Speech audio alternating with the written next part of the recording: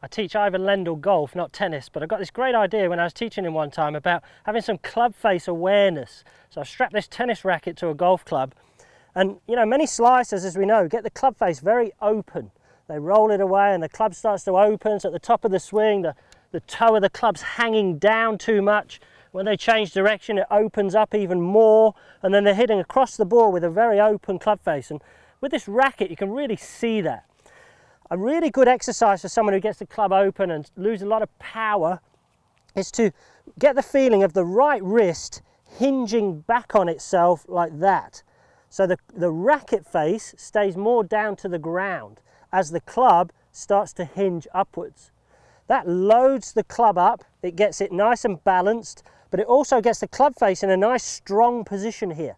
That from that strong position, that's really going to give you the feeling of compressing down on the ball rather than chopping across the ball, and really going to get you to hit it much, much further.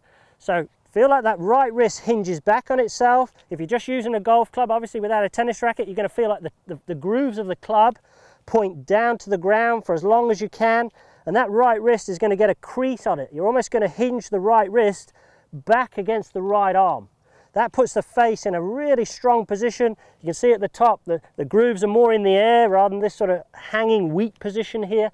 And that allows you to really feel like the club's more shut, more inside, and it's really going to promote that sort of draw feeling rather than that cutty slice feeling. You'll hit it miles doing that. Give it a go.